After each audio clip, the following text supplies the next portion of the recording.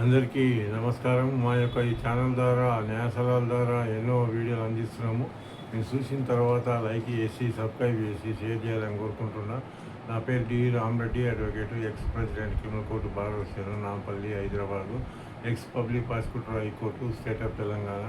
తెలంగాణ ఉద్యమంలో నేను 2001 నుంచి ఉండి కూడా వేల కేసులు వేసాం కనుక ఉద్యమకారులు కానీ, పార్టీకి సంబంధించిన వాళ్ళు కానీ, నా క్లయింట్లు కానీ, నా ఫ్రెండ్స్ కానీ చాలామంది కూడా అడుగుతూ ఉంటారు, ఈ మధ్యకాలంలో ఆ క్రిమినల్ లా మొత్తం చేంజ్ అయిందంట కదా అని చెప్పేసి.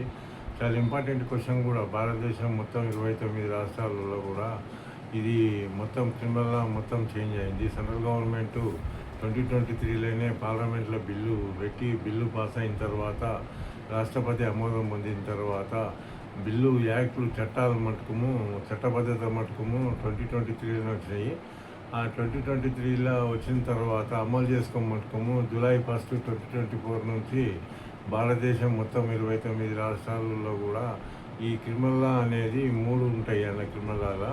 ఇంతకుముందు ఐపీసీ కానీ, సిఆర్పిసి కానీ, ఎవిడెన్స్ కానీ, ఆ ప్లేస్లో బిఎన్ఎస్, బిఎన్ఎస్ఎస్, బిఎస్సి అని 3 వచ్చినాయి. ఈ 3 కూడా జూలై 1 నుంచి అమలు అవుతూ ఉన్నాయి భారతదేశం మొత్తం కూడా 29 రాష్ట్రాల్లో కూడా. అందుకోనికి దాన్ని మొత్తం కూడా రివ్యూ చేసి అన్ని చట్టాలు కూడా కొన్ని ఎందుకంటే క్లబ్ చేసి కొన్ని ఇంక్రీజ్ చేసి కొన్ని ఏమో తక్కువ చేసి ఇవన్నీ చట్టాలు 3 చట్టాలు వచ్చినాయి. ఐపీసీ ప్లేస్లోనేమో బిఎన్ఎస్ అని వచ్చింది, భారతీయ న్యాయ సన్నిహిత అని. ఈ చట్టం 2023లో వచ్చింది. అమలైకం మటుకుము జూలై 1, 2024 నుంచి అమలు అవుతూ ఉన్నాయి. ఇంకోటి ఏమో దీంట్లో ఇంతకుముందు ఐపీసీలో 511 సెక్షన్స్ ఉంటుండే. ఆ 511 సెక్షన్స్లో ఇప్పుడు అన్నీ రివ్యూ చేసి బిఎన్ఎస్ దీని ప్లేస్లో ఏదైతే బిఎన్ఎస్ వచ్చిందో భారతీయ న్యాయ సన్నిహిత 2023 అనేది 358 సెక్షన్సే ఉన్నాయి. ఈ 358 సెక్షన్స్ కూడా ఒక్కొక్కటి ఒక సెక్షను ఒక నేరానికి సంబంధించింది. పోలీసు వాళ్ళు దాని కింద కేసు రిజిస్టర్ చేసి వాళ్ళని ఎందుకంటే రిమాండ్ చేయడానికి ఆస్కారం ఉంటుంది. ఇంకోటి ఏంటంటే సిఆర్పిసి అనేది క్రిమినల్ ప్రొసీజర్ కోడ్. ఇది ఎందుకంటే మొత్తము పోలీసు వాళ్ళు ఐపీసీ కింద ఇంతకుముందు బుక్ చేస్తే సిఆర్పిసిని మనం ఫాలో అయ్యేటోళ్ళము. ఇప్పుడు సిఆర్పిసి రద్దయింది కనుక దాని ప్లేస్లో బిఎన్ఎస్ఎస్ అని వచ్చింది, భారతీయ నాగరిక సురక్ష సన్నిహిత అని. ఈ భారతీయ నాగరిక సురక్ష సన్నిహిత బిఎన్ఎస్ఎస్ అనేది ఇంతకుముందు సిఆర్పిసిలో 484 సెక్షన్స్ ఉంటుండే. ఆ 484 సెక్షన్స్ అన్నీ కూడా కొన్ని ఇంట్లో ఇంక్రీజ్ అయ్యి కొన్ని కేసులు సెక్షన్లు ఎక్కువ పెరిగి 531 అయినాయి. 531 ఒక్కొక్క సెక్షన్ ఒక ప్రొసీజర్ అన్నమాట. అందుకోనికి భారతదేశం మొత్తం కూడా ఇది జూలై 1 నుంచి అమలు అవుతున్న 2024 నుంచి సిఆర్పిసి ప్లేస్ వచ్చింది. ఇంకోటి ఏమో ఎవిడెన్స్ యాక్ట్. ఈ ఎవిడెన్స్ యాక్ట్ అనేది 1872 చట్టం. ఇది ఇండియన్ ఎవిడెన్స్ యాక్ట్ అనేది 167 సెక్షన్స్ ఉంటుండే.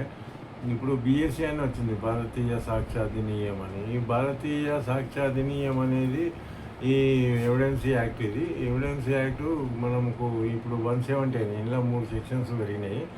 ఈ 3 యాక్ట్లు కూడా బిఎన్ఎస్ కానీ, బిఎన్ఎస్ఎస్ కానీ, బిఎస్ఏ కానీ ఈ 3 యాక్ట్లు కూడా క్రిమినల్ లాగా అంటారనమాట. క్రిమినల్ లా అనేది కింగ్ అనమాట. ఇది దేశం మొత్తం కూడా భారతదేశం మొత్తం 29 రాష్ట్రాలలో కూడా ఎందుకంటే జూలై 1 నుంచి 2024 నుంచి అమలు అవుతూ ఉన్నాయి.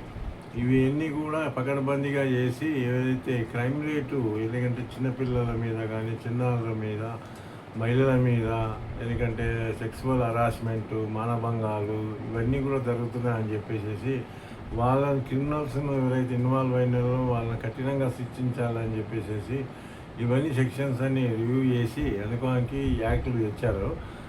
దీని ప్రకారం 29 రాష్ట్రాలలో కూడా క్రైమ్ రేటు అనుకోనికి లేడీస్ల మీద ఎందుకంటే మహిళల మీద, చిన్నారుల మీద జరుగుతున్నాయి కనుక వాళ్ళను కఠినంగా శిక్షించేసి కంట్రోల్ చేయాలనేది ఒక భారతదేశ గవర్నమెంట్, సెంట్రల్ గవర్నమెంట్ యొక్క ఉద్దేశము. దాని ప్రకారం ఇంతకుముందు ఉన్న చట్టాలు కూడా ఎప్పుడో పురాతనమైన చట్టాలు అవి. ఎందుకంటే బ్రిటిష్ కాలం నుంచి ఉన్నటువంటి చట్టాలను అవి ఎందుకంటే ఇప్పటి వరకు మనం ఉపయోగిస్తున్నాము.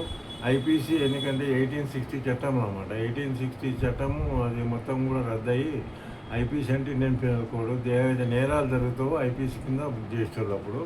ఇప్పుడు ఐపీసీ అనేది ఇండియన్ పీనల్ కోడ్ అనేది రద్దయింది కనుక దాని ప్లేస్లో బిఎన్ఎస్ వచ్చింది. ఎవరైనా నేరం చేస్తే బిఎన్ఎస్ కింద ఏవైతే మనకు 358 సెక్షన్స్ ఉన్నావో ఆ 358 సెక్షన్లో ఒక్కొక్క సెక్షన్ ఒక నేరానికి సంబంధించి కనుక కేసులు బుక్ చేయడానికి ఆస్కారం ఉంటుంది. పోలీసులు కేసులు బుక్ చేసిన తర్వాత మా ఎఫ్ఐఆర్ అయ్యి రిమాండ్ అయ్యి, ఎందుకంటే జ్యుడిషియల్ కస్టడీ కానీ ఎందుకంటే రిమాండ్ అయిన తర్వాత ఏదైతే జైలుకు పంపిస్తారో తర్వాత ప్రొసీజర్ అనేది how to get in bail అనేది ఇంపార్టెంట్. అది కూడా ఇంతకుముందు మనం సిఆర్పిసి ఫాలో అయ్యేటోళ్ళం. సిఆర్పిసి రద్దయింది కనుక దాని ప్లేస్లో బిఎన్ఎస్ఎస్ అని వచ్చింది కనుక భారతీయ న్యాయ సన్నిహిత, భారతీయ నాగరిక సురక్ష సన్నిహిత అనేది వచ్చింది కనుక దాన్ని ఫాలో అయ్యి మనం బెయిల్ పిటిషన్ కానీ మిస్లేనియస్ పిటిషన్స్ కానీ మనం కానీ పోలీసు కూడా how to file charge sheet, how to issue FIR, వాళ్ళు ఎందుకంటే హౌ టు కండక్ట్ ఛార్జ్ అది ట్రయల్, ఇవన్నీ కూడా వాళ్ళు కూడా ఫాలో అవ్వాల్సిందే, మనం కూడా ఫాలో అవ్వాల్సిందే. జ్యుడిషియల్ ఆఫీసర్స్ కూడా, న్యాయమూర్తులు కూడా, లార్డ్షిప్స్ కూడా ఫాలో అయ్యే హౌ టు డెలివర్ జడ్జిమెంట్స్ అనేది కూడా వాళ్ళు బిఎన్ఎస్ఎస్ కిందనే ఫాలో అయ్యి, బిఎన్ఎస్ఎస్ కింద 531 సెక్షన్స్ ఉన్నాయి. అందుకో 531 సెక్షన్స్ ఒక్కొక్క సెక్షన్ ఒక ప్రొసీజర్ అనమాట. ఆ ప్రొసీజర్ ఫాలో అయ్యే ప్రతి ఒక్కరు కూడా కేసులు వాదించవలసి వస్తుంది, కండక్ట్ చేయవలసి వస్తుంది. అనుకోనికి ఇవన్నీ కూడా చాలా ఇంపార్టెంట్. ఎందుకంటే సివిల్ యాక్ట్లు మొత్తం కూడా చేంజ్ కాలేదు. సివిల్ యాక్ట్లో ఒకటి మటుకు ఎవిడెన్స్ యాక్ట్ అక్కడ అప్లై వాళ్ళు కూడా ఉపయోగిస్తారు, అక్కడ కూడా యూజ్ఫుల్ అనమాట. వాళ్ళు కూడా ట్రయల్ చేసేటప్పుడు, అక్కడ క్రాస్ ఎగ్జామినేషన్ చేసేటప్పుడు, చీఫ్ ఎగ్జామినేషన్ చేసేటప్పుడు ఇండియన్ ఎవిడెన్స్ యాక్ట్ అనేది మొత్తం ఇంతకుముందు ఫాలో అయ్యేది. ఇండియన్ ఎవిడెన్స్ యాక్ట్ రద్దయింది కనుక దాని ప్లేస్లో భారతీయ సాక్ష్య అధినియం అనేది వచ్చింది కనుక దాన్ని ఫాలో అయ్యి సివిల్ కేసులు కూడా, సివిల్ కోర్టులు కూడా ఫాలో అయ్యి అక్కడ ఉన్న జడ్జీలు కానీ, అడ్వకేట్లు కానీ, జనరల్ పబ్లిక్ కానీ, ఎందుకంటే ఇప్పుడు భారతీయ సాక్ష్య అధినియంనే ఫాలో అయ్యి కేసులన్నీ కండక్ట్ చేయవలసి వస్తుంది. క్రిమినల్లో కూడా అంతే. అందుకని చెప్పేసి ఎవిడెన్స్ యాక్ట్ ఏదైతే మనం ఫాలో అవుతుందో దాని ప్లేస్లో ఇప్పుడు అది రద్దయింది కనుక ఇప్పుడు భారతీయ సాక్ష్య అధినియం అని వచ్చింది కనుక దాన్ని ఫాలో అయ్యే కేసులు కండక్ట్ చేయాలి. అందుకని చాలామంది కూడా నాకు ఫోన్ చేస్తూ ఉంటారు. అందుకని ఫోన్ చేసి చాలామంది కూడా కొంతమంది డౌట్లు ఉన్నా కూడా ఈ యాక్ట్లన్నీ కొత్తగా వచ్చినాయి కనుక చాలామంది కూడా అవేర్నెస్ అనేది ఇంకా రాలేదు. సార్ మెజిస్ట్రేట్ కూడా అరెస్ట్ చేస్తారా అని చెప్పేసి, అవును చేయడానికి పవర్ ఉంది ఆయనకి. ఎందుకంటే 41 బిఎన్ఎస్ఎస్ యాక్ట్ ప్రకారము అరెస్ట్ బై మెజిస్ట్రేట్ ఏదైనా కూడా ఆయన జ్యూరిడిక్షన్లో ఉన్నప్పుడు మెజిస్ట్రేట్ కానీ, ఎగ్జిక్యూటివ్ మెజిస్ట్రేట్ కానీ ఆయన అరెస్ట్ చేయొచ్చు, డైరెక్ట్ అరెస్ట్ చేయొచ్చు, లేకుంటే వాళ్ళు ఉత్తర ఆర్డర్ ఇచ్చి కూడా వేరే ద్వారా కూడా అరెస్ట్ చేయడానికి ఆస్కారం ఉంటుంది అన్నమాట. ప్రొవిజన్ ఆఫ్ లా చాలా ఇంపార్టెంట్. ఇంతకుముందు సిఆర్పిసిలో 44 కింద లార్డ్షిప్స్, జడ్జెస్, మేజిస్ట్రేట్ కానీ, ఎగ్జిక్యూటివ్ మేజిస్ట్రేట్ కానీ డైరెక్ట్ ఇన్వాల్వ్ అయ్యి ఎక్కడైతే అల్లకల్లోలం ఉండి ఎక్కడైనా అల్లర్లు చేస్తుంటే వాళ్ళు డైరెక్ట్ ఆర్డర్ ఇచ్చేసి అరెస్ట్ ఇమీడియట్లీ ఆ స్పాట్లో అరెస్ట్ చేయించేసి జైలు పంపడానికి కూడా, రిమాండ్ చేయడానికి కూడా ఆస్కారం ఉండేనమాట ఆ చట్టం. 44 కింద సిఆర్పిసి కింద వేసేది ఇప్పుడు బిఎన్ఎస్ఎస్ వచ్చింది కనుక బిఎన్ఎస్ఎస్ 41 కింద లార్డ్షిప్స్ ప్రొసీజర్ అనమాట. ప్రొసీజర్ ప్రకారము ఏ మేజిస్ట్రేట్ అయినా కూడా దీని కింద ఆయన ఉన్న జ్యూరిడిక్షన్ అనేది, ఆయన ఏరియాలో ఉన్న పోలీస్ స్టేషన్ను బట్టి అతను లా అండ్ కంట్రోల్ కావాలంటే, ఎందుకంటే ఇమీడియట్లీ అరెస్ట్ చేయమని చెప్పేసి ఆర్డర్ ఇచ్చేసి కూడా, ఎందుకంటే డైరెక్ట్ ఆయన ఇన్వాల్వ్ అయ్యి కూడా విజిట్ చేసి కూడా ప్లేస్ అక్కడ జరిగిన ఇన్సిడెంట్ని బట్టి కూడా అరెస్ట్ చేయమని చేయడానికి ఆస్కారం ఉంటుంది. ఈ చట్టం చెప్తున్న చట్ట ప్రకారమే ప్రతి ఒక్కరు కూడా ఫాలో కావాలి. భారతదేశం మొత్తం కూడా 29 రాష్ట్రాలలో కూడా ఈ ప్రొసీజర్ ఆఫ్ లా చాలా ఇంపార్టెంట్. చాలామంది డౌట్ ఉంటుంది, మెజిస్ట్రేట్ వచ్చి అరెస్ట్ చేసేయడమే సార్ పోలీసు వాళ్ళు వస్తారు కదా అని. పోలీసు వాళ్ళు వచ్చినా, ఇప్పుడు మెజిస్ట్రేట్ వచ్చినా ల్యాండ్ ఆర్డర్ కంట్రోల్ కావాలంటే డైరెక్ట్ మెజిస్ట్రేట్ కూడా అతని ఇన్ఫర్మేషన్ ఉన్నట్లయితే ఇన్ఫర్మేషన్ విజిట్ చేసి స్పాట్లో, ఎందుకంటే ఎవరినైనా కూడా అరెస్ట్ చేయమని చెప్పొచ్చు. వాళ్ళు ఎంత పెద్దవాళ్ళైనా కూడా అరెస్ట్ చేసి జైలుకు పంపించడానికి కూడా అధికారం ఉంటుంది. ఈ సెక్షన్ చెప్తుంది ప్రొవిజన్ ఆఫ్ లా అనేది చాలా ఇంపార్టెంట్. ప్రొవిజన్ ఆఫ్ లా ప్రకారము వాళ్ళ డిశ్చార్జింగ్ డ్యూటీస్ అన్నమాట. ఈ 41 బిఎన్ఎస్ఎస్ యాక్ట్ ప్రకారము ఏదైతే ఇంతకుముందు 144 అని అన్లాఫుల్ అసెంబ్లీ కింద ఎవరైనా డిస్టర్బ్ అయితే అది సెక్షన్ అప్లై చేస్తుంది. ఇప్పుడు 144 లేదు కనుక 163 కింద బిఎన్ఎస్ఎస్ యాక్ట్ ప్రకారము అక్కడ ఉన్నప్పుడు దాని మొత్తం కూడా మేజిస్ట్రేటే కంట్రోల్ ఉంటుంది అనమాట. ఏదైతే ల్యాండ్ ఆర్డర్ కంట్రోల్ లేనప్పుడు ఏదైతే 144 సెక్షన్ ఉందో 144 సెక్షన్ ఇప్పుడు లేదు కనుక 163 కింద 163 సెక్షన్ కింద ఒక ల్యాండ్ ఆర్డర్ ఉన్నప్పుడు 2-3 కొద్దిగా ఎక్కువ ఉండకూడదు అని చెప్పేసి ఆర్డర్ ఉంటుంది.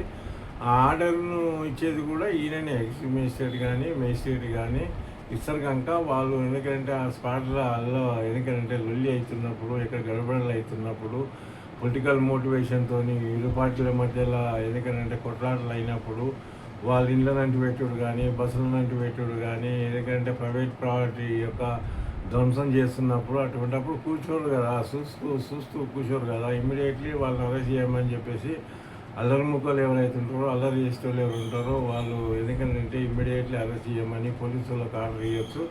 పోలీసులకు ఆర్డర్ చేసినప్పుడు వాళ్ళని అరెస్ట్ చేసి అతని దగ్గర ప్రొడ్యూస్ చేసినప్పుడు అతను జైలు కూడా పంపడానికి ఆస్కారం ఉంటుంది.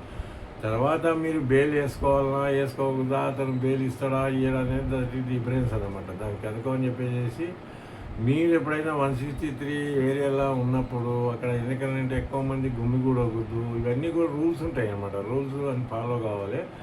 భారతదేశం అంతా కూడా ఇప్పుడు ఇంతకుముందు 144 ఉండే కనుక 144 కింద ఎక్కడన్నా అల్లాలు రైతుంటే 144 అప్లై చేసేది అనమాట. 144 లేదు కనుక 163 అప్లై చేస్తారు. ఇప్పుడు 163 కింద ఉన్నప్పుడు అక్కడ అల్లాలు జరుగుతున్నప్పుడు మేజిస్ట్రేటే ఇన్వాల్వ్ అవుతాడు. అతను విజిట్ చేస్తాడు, పర్సనల్గా విజిట్ చేసి ఆ ఏరియాలో ఎక్కడైతే ఉందో ఆ ఏరియాలో ఉన్నప్పుడు ఆ ఏరియా యొక్క ప్లేస్ను అతనికి జ్యూడిక్షన్లో వచ్చినప్పుడు, ఎందుకంటే అతనికి 4-5 పోలీస్ స్టేషన్లు ఉంటాయి అన్నమాట. 4-5 పోలీస్ స్టేషన్లో అతను తిరుగుతూ ఉంటాడు అనమాట. ఇట్లాంటప్పుడు లొల్లు అయినప్పుడు కానీ, ఇంకా రిలీజియన్ గురించి కానీ, కమ్యూనల్ కానీ ఇవన్నీ కూడా అవుతుంటాయి. ఎందుకంటే పొలిటికల్ లీడర్స్ ఒకరు గెలిచి ఒకరు ఓడిపోతే కూడా అట్లాంటప్పుడు కూడా కొట్లాటలు ఎక్కువ అవుతూ ఉంటాయి, చూస్తూ ఉంటాము. ఎందుకంటే కొన్ని ప్లేసులలో ఎందుకంటే ధ్వంసం ప్రైవేటు పార్టీ కానీ అవన్నీ కూడా ధ్వంసం చేయకూడదు. ఎందుకంటే గవర్నమెంట్ ప్రాపర్టీని కూడా ధ్వంసం చేయకూడదు అనమాట. ఎందుకంటే గవర్నమెంట్ ప్రాపర్టీ కూడా మనదే కనుక మన యొక్క ట్యాక్సులు కడితేనే గవర్నమెంట్ యొక్క నడుస్తుంది కనుక అందుకని చెప్పేసి ప్రతి ఒక్కరు కూడా వాళ్ళు కూడా గమనించుకోవాలి. మీరు గవర్నమెంట్ కూడా ఎందుకంటే లాస్ చేయకూడదు కనుక ప్రైవేట్ ప్రాపర్టీస్ ఎందుకంటే ప్రైవేట్ పార్టీస్ కూడా ఎందుకంటే షాపులు కానీ అవి కానీ ధ్వంసం చేస్తూ ఉంటారు. హోటల్స్ ఇవన్నీ కూడా బస్సులు అంటుపెట్టుడు, బస్సులు అంటుపెడితే ఎవరికి నష్టం అవుతుంది, పబ్లిక్కి నష్టం అవుతుంది. అందుకని చెప్పేసి మీరందరూ కూడా గమనించుకోవాలి. అరెస్ట్ చేస్తారు అనేది ఒకటే కానీ అరెస్ట్ చేయకపోతే కంట్రోల్ కాదు కదా. అనుకోనికి మేజిస్ట్రేటు పర్సనల్గా విజిట్ చేసి ఎక్కడైతే అల్లరికోలు జరుగుతుందో ఆ ప్లేస్లో అంతా తిరుగుతాడు అనమాట. తిరిగిన తర్వాత అతను అనుకుంటేనే అరెస్ట్ ఆర్డర్ ఇస్తాడనమాట. అరెస్ట్ వారెంట్ ఇచ్చేసి ఎవరైతే పేరు వాళ్ళు ఉంటారో వాళ్ళ యొక్క టెక్నాలజీ కనుక వీడియోల ద్వారా ఎందుకంటే కెమెరాల ద్వారా వాళ్ళని అందరూ కూడా గుర్తించినప్పుడు ఇమ్మీడియట్లీ అరెస్ట్ చేయమని చెప్పేసి ఆయన పోలీసులకు ఆర్డర్ ఇవ్వచ్చు. పోలీసులు కూడా అరెస్ట్ చేయొచ్చు. అందుకోండి భారతదేశం మొత్తం కూడా చాలా ఇంపార్టెంట్ ఈ సెక్షన్. అందుకోండి పార్ట్ 1 అనేది BNSS అనేది భారతీయ నాగరిక సురక్ష సమితి కింద జడ్జెస్ ఎందుకంటే మేజిస్ట్రేట్ కానీ ఎవరైనా కానీ ఎగ్జిక్యూటివ్ మేజిస్ట్రేట్ కానీ స్పెషల్ మేజిస్ట్రేట్ కానీ సబార్డినేట్ జడ్జిలు కానీ ఇవన్నీ కూడా వాళ్ళ జ్యూడిక్షన్లో ఉంటుంది. దాని యొక్క వీలును బట్టి ఆ యొక్క పరిస్థితిని బట్టి అక్కడ జరిగిన అల్లర్లను బట్టి భారతదేశం మొత్తం కూడా ల్యాండ్ ఆర్డర్ కంట్రోల్ కనుక శాంతి భద్రతలకు ఇంపార్టెంట్ కనుక ఎవరైనా శాంతి భద్రతలకు భంగం కలిగిస్తుంది అనుకున్నప్పుడు మేజిస్ట్రేట్ ఎందుకంటే 163 అప్లై చేస్తాడు. ఆ 163 2 months వరకు ఉండొచ్చు. మళ్ళీ దాన్ని కూడా 2 months నుంచి మళ్ళీ ఎక్స్టెన్షన్ కూడా చేయొచ్చు అనమాట.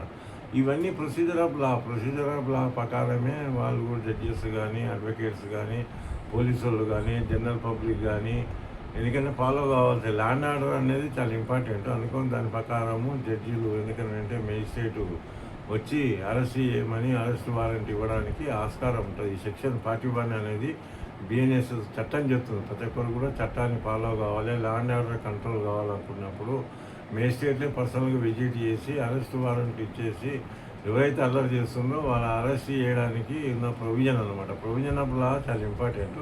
ఈ పార్ట్ 1 కింద జడ్జెస్ మేజిస్ట్రేట్ అరెస్ట్ చేయడానికి ఆస్కారం ఉంటుంది. అందుకో ఇవన్నీ చూసి ఫాలో అవుతారని చెప్పి కోరుకుంటున్నాను. అందరికీ నా ధన్యవాదాలు.